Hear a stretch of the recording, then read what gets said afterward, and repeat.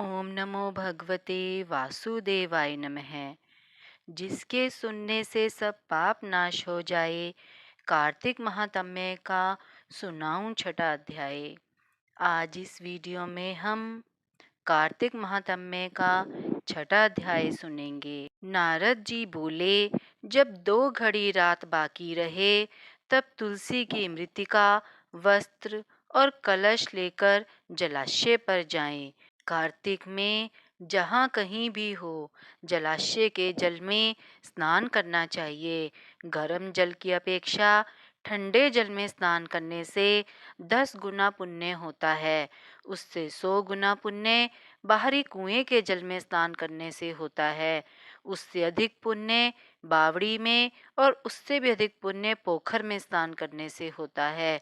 उससे 10 गुना झरनों में और उससे भी अधिक पुण्य कार्तिक में नदी स्नान करने से होता है।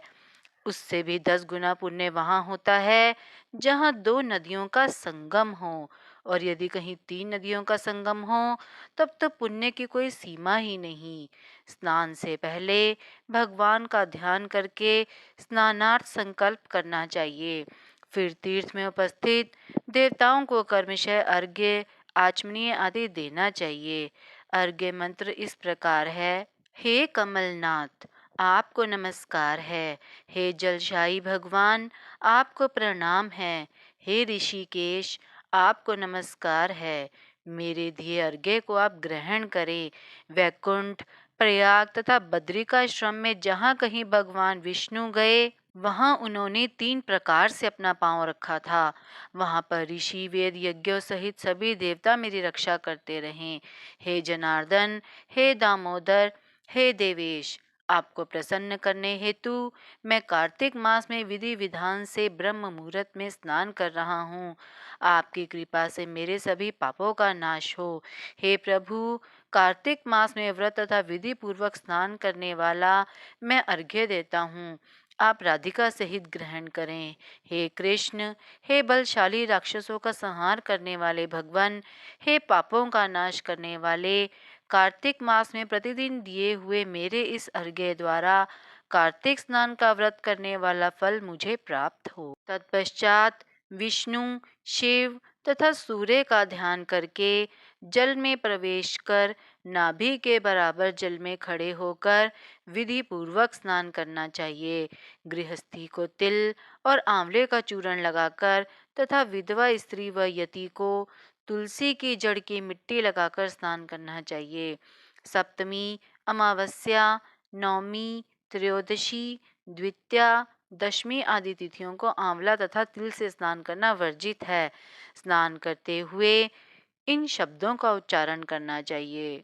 जिस भक्ति भाव से भगवान ने देवताओं के कार्य के लिए 3 प्रकार का रूप धारण किया था, वही पापों का नाश करने वाले भगवान विष्णु अपनी कृपा से मुझे पवित्र बनाए। जो मनुष्य भगवान विष्णु की आज्ञा से कार्तिक व्रत करता है, उसके इंद्र आदि सभी देवता रक्षा करते हैं, इसलिए वह मुझको पवित्र करें। बीजों, रहस्यों तथा यज्ञों सहित वेदों के मंत्र कश्यप आदि ऋषि, इंद्र आदि देवता मुझे पवित्र करें। अदिति आदि सभी नारियां, यज्ञ, सिद्ध, सर्प और समस्त औषधियां व तीनों लोकों के पहाड़ मुझे पवित्र करें। इस प्रकार कहकर स्नान करने के बाद मनुष्य को हाथ में पवित्री धारण करके देवता, ऋषि, मुनियों तथा पितरों का विधि पूर्वक तर्पण करना चाहिए। तर्पण करते समय तर्पण में जितने तिल रहते हैं, उतने वर्ष पर्यंत व्रती के पितृगण स्वर्ग में वास करते हैं। उसके बाद व्रती को जल से निकलकर शुद्ध वस्त्र धारण करने चाहिए।